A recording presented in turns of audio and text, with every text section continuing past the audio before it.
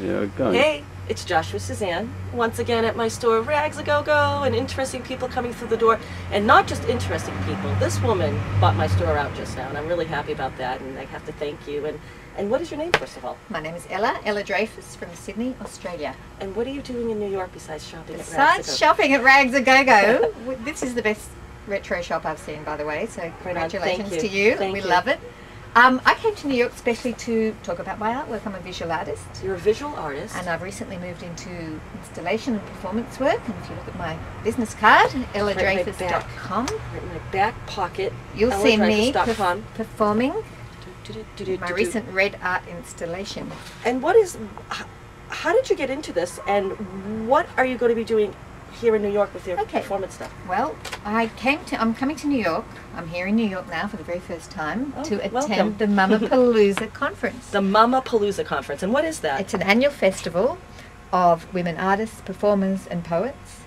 And I basically sent them some information, and they invited me to come. So I'm going to be giving 2 presentations. It's on at a place called NOLA Studios. They've got a website, the Museum of Motherhood. People can go online and look for it. And I'm going to be giving 2 presentations. One is about being an artist, mother, academic, performer, talking about the history of my artwork, which people can read about on my website. Okay. And what is it? Okay, so before we go on to the second, you said a little bit. So what is it about the history of your artwork? What is it that what is it that you do exactly that kind of separates you from the rest? Okay. Most of my work's been about the body, and I've been a photographer for many years, and I've looked at the body in various times of transition. So I photographed and exhibited images of the pregnant body, the transgendered body, the aging body, the young male body, the dying body, and the ill. So I spent about 20 years really examining the body in various life cycle transitions and having a number of exhibitions. And lately I've moved more into installation work, and I'm looking perhaps more at the interior, the emotional life of people, the spiritual life of people, and I'm also interacting with people more in my artwork. So I'm making works that involve the public participating in the work, feeling their body. For example, one of my works recently was called Wait and See, and it was in a big open-air sculpture exhibition, and it was a platform with a hidden scale in it. So when people walked onto this wooden platform, which was red, and they didn't realise they were being weighed.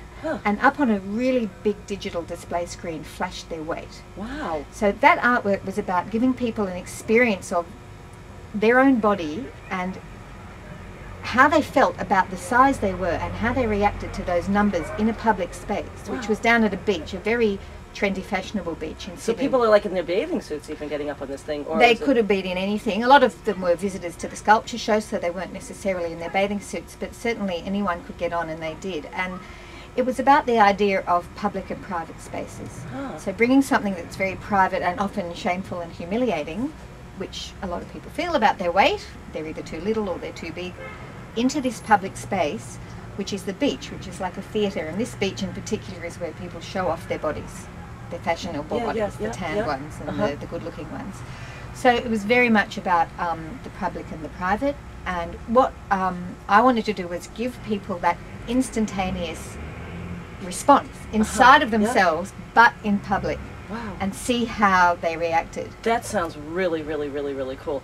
What are you going to be doing here in New York? In New York, besides shopping and seeing the Guggenheim and the Met and MoMA and all the places I've dreamed about my whole life, I'm going to be meeting artists like yourself and talking about my work. Nice. So it's great. So can we see that if we go online? Where can we find you online?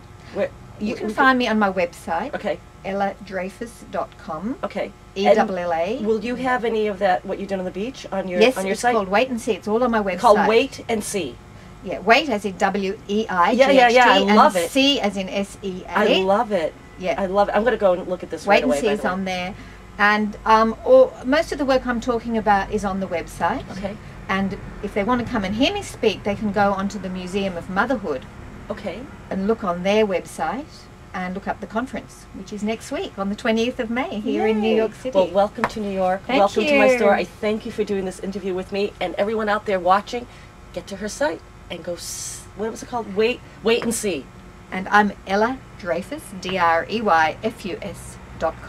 Excellent. Right on. Thank you so much. Thank All right, you. guys. We'll see ya. Ciao. Bye.